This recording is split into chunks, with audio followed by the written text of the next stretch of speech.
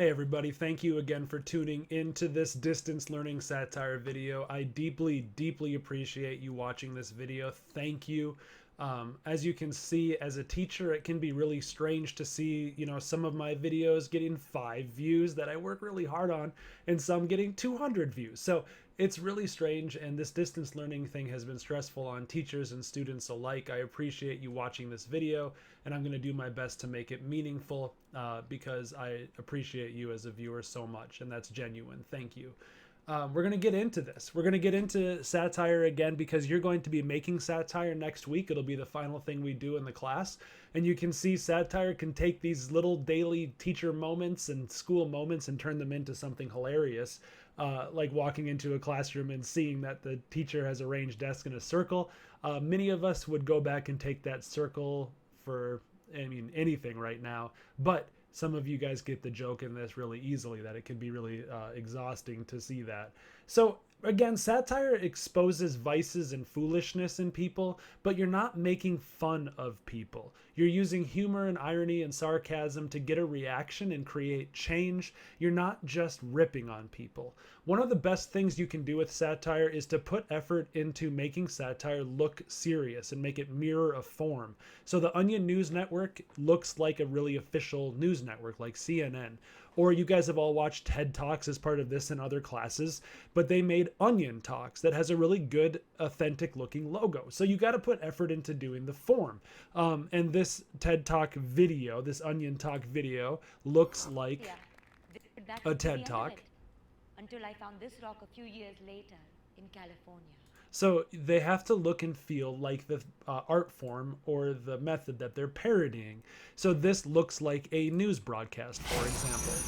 For those hoping to get ahead of the work week, look no further than Overtime Plus, a new app that lets you work for your company even while you sleep. The app from Houston developer Creative Mode keeps you trapped in a constant half-awake, half-dream state where your thoughts are never far from the drudgeries of the work week. So if you weren't paying attention and just saw that in the background with the volume off, you would assume that was a real news report because it looks like a news report.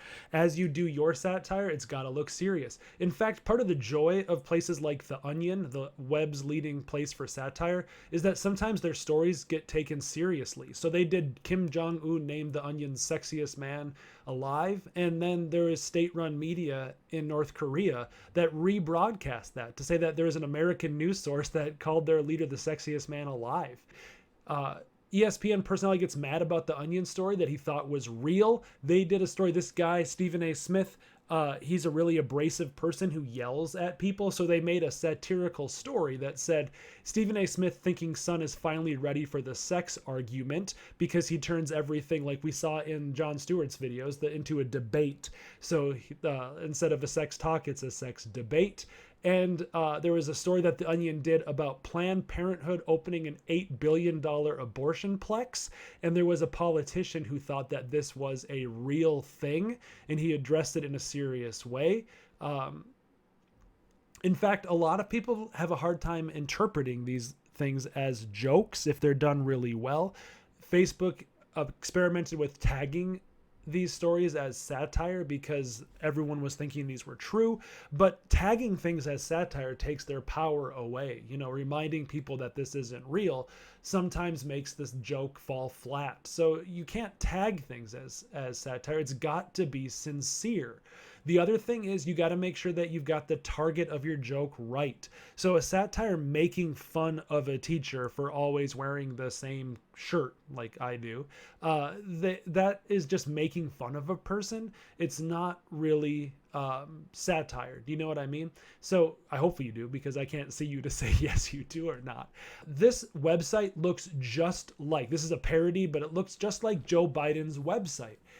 What they found out was that Joe Biden wasn't using the internet well at the beginning of his campaign.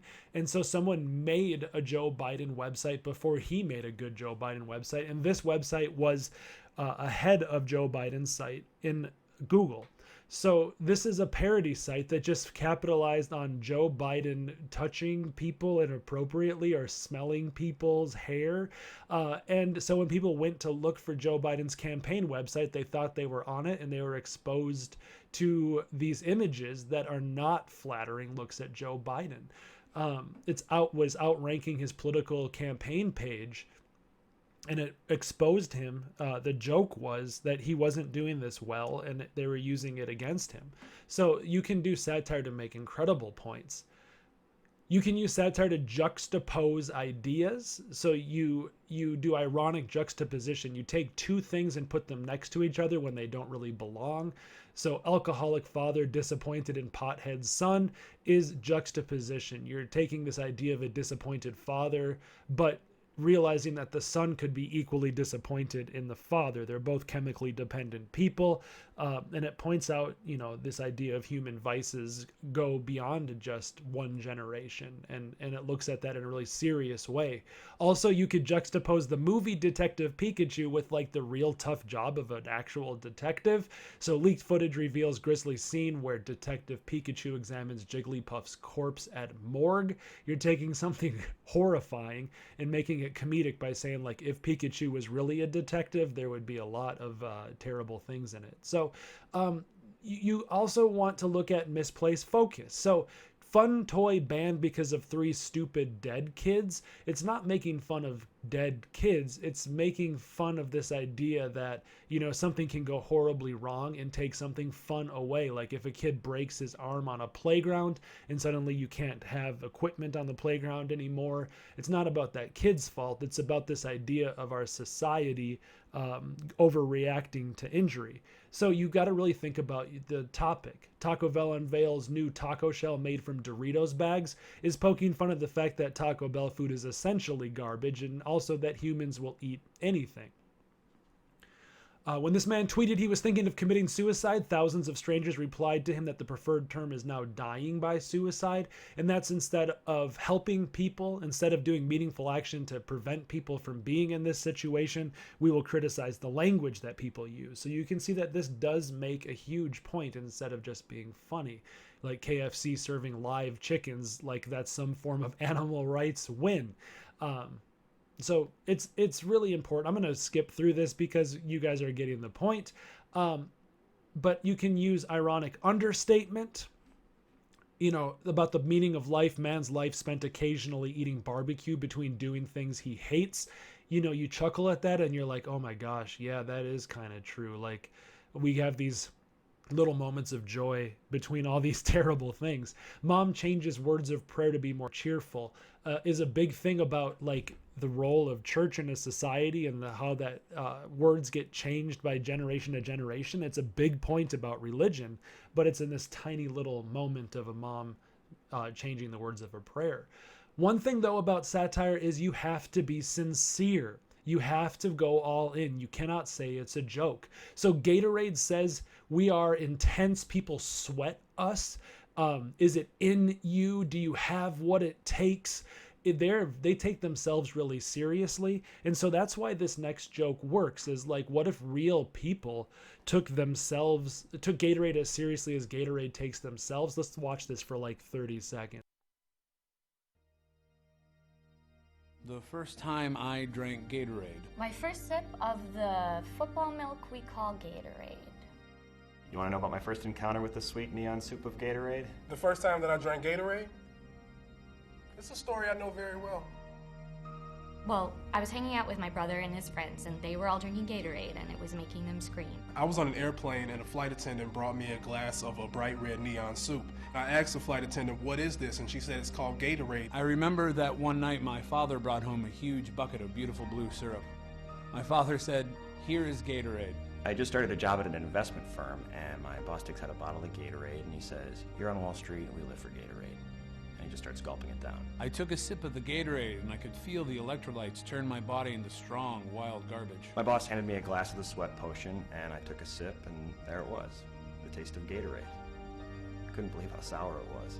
I started screaming, the sour taste of Gatorade, and at the same time my father was screaming, "I knew you would understand." So this goes on and it gets increasingly ridiculous, but now look back at it. This is why it's funny. They took Gatorade as seriously as this person looks, like a screaming wild person. That's why the satire works, is you take someone's point and you throw it back at them so you can see how ridiculous it is.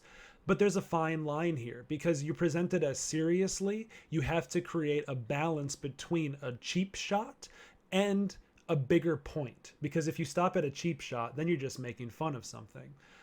So you don't want to make fun of things. Let's look at food for an example. This man is not hungry but could eat. That's something we all relate to, but they call it mind-blowing. You know, like this thing that we experience every day is a sign of our immense privilege and wealth in the world of abundance, but they turn it into a small little thing that's mind-blowing.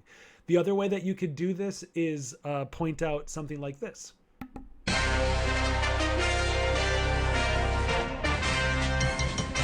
Researchers at the Domino's Pizza Institute announced yesterday that they are nearing completion of their 30-year study testing the limits of what human beings will eat. People willingly ate everything our lab created. In fact, they pay money for it. The results continue to surprise me. Over the course of the study, Domino's scientists have found that decreasing the nutritional value and increasing the visual repulsiveness of their pizzas only makes them more popular.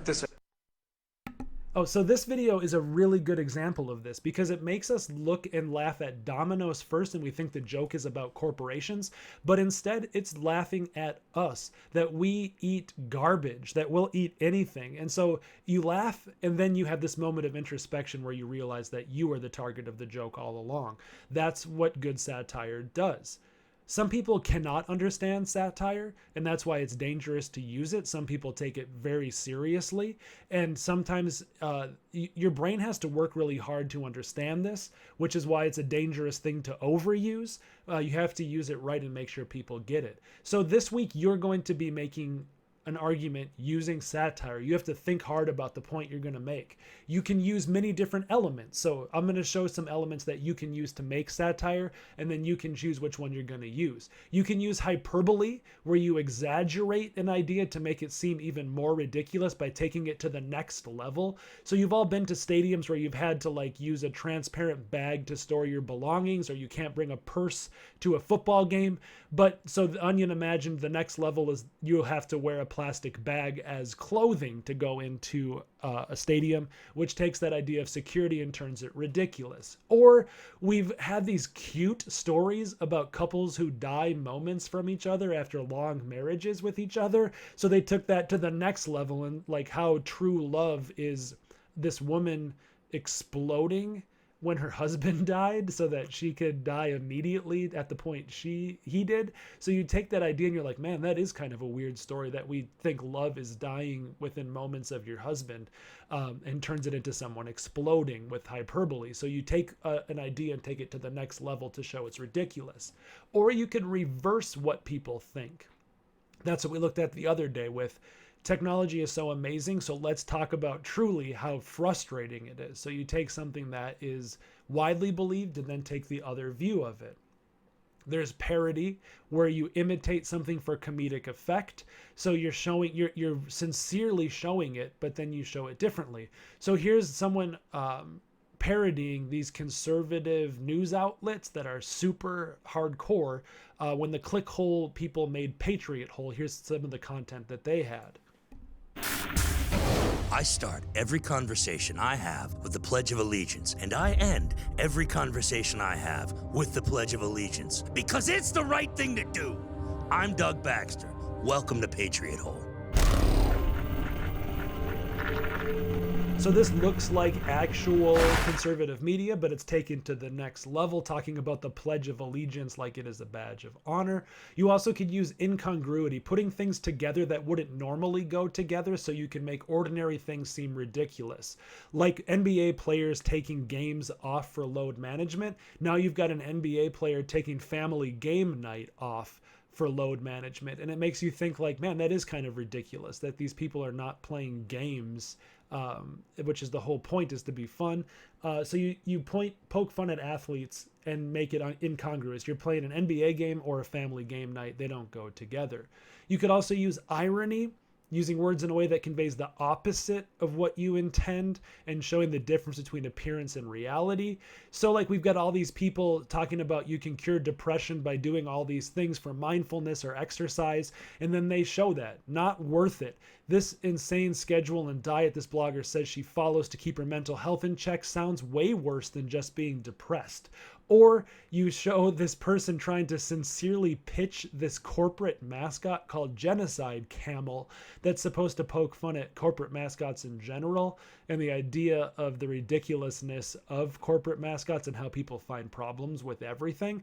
So you're sincerely putting out these ironic statements. You can also use sarcasm, but it's a little bit more mean that you mock people with. So you're making fun of Boris Johnson, who has horrible hair. He got coronavirus recently, and so The Onion imagined him with a nice haircut and said that the doctors were, for medical reasons, having to give him a haircut. So yeah, you are making fun of Boris Johnson, but you're doing it by making him look good, which is sarcasm, which is you're saying this person has hideous hair, but you're using a nice haircut to point that out.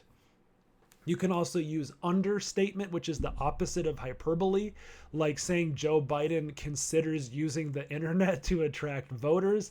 You're saying that he's out of touch, but you're saying it in a really understated way, like, oh, he's going to maybe look into something.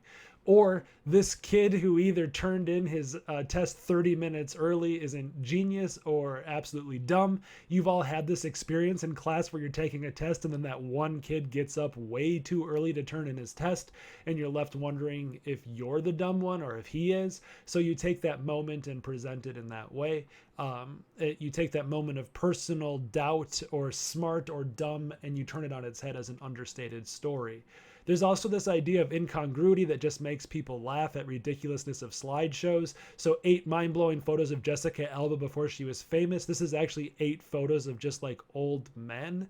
And so it's just incongruous. And you think about the ridiculous of slideshows and why we'd be looking at this in general. And the joke is about slideshows and about us as consumers of slideshows. And it's just ridiculous. There's also the incongruity of this idea. I'll just play this for a little bit. Thanks for keeping tuned in. When I walk into this classroom, it's kind of like I'm the student and they're the teacher. It's really something. Having made repeated claims that she learns more from her students than she could ever hope to teach them, Cincinnati area 10th grade chemistry teacher Jennifer Steenman was recently fired from her position at Jefferson High School, where the self-described lifelong learner failed to teach her students the school's basic science curriculum. These kids have had such an impact on my life. I just learned so much from them. And it sounds cliche, but you could almost say I got more out of it than they did. I don't know what they did in there, but it couldn't have had much to do with 10th grade chemistry. I mean, Jennifer is obviously a very sweet person.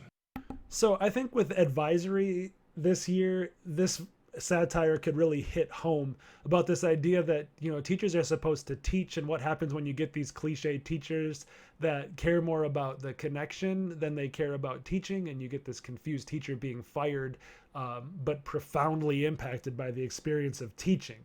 So that's a really nice piece of satire because it takes a giant idea and turns it into something that makes you think about the whole point of education. So, like, as you create satire, think about ways you could point out the ridiculousness of the system that we have, like a Rotten Tomatoes website for teacher-created videos where students review the tropes and the overused aspects of teacher-created videos, or this generous teacher granting a one-day extension for a child infected by a global pandemic. Student enters third hour of work on a 15-minute worksheet. You know, those days where we just can't get basic things done. Yeah, you were kind of making fun of students and teachers, but we're just showing how hard it is to focus with distance learning. Student not sure if teacher in own house or parents' house after seeing lake in Zoom background. So this idea of what do our Zoom backgrounds reveal about our status, and like, could a teacher truly afford a lake house? And like this idea that we can get distracted by the backgrounds of each other's Zoom videos more than the content in the videos. So think about ways that you could use satire to make a point about life. And you don't have to make it about distance learning or about a pandemic. You could make it about anything from sports to entertainment to education to friendships to prom. It doesn't matter. But what matters is you're exploring the use of satire yourself to make a point. If you're looking online, you can look at The Onion or Clickhole or many other satire sites. You can look at Saturday Night Live. You can look at The Daily Show. Pick a place that you could emulate that you think is really good. So I'm going to leave you with that. Thanks for watching. I'm here for you if you need anything. Bye.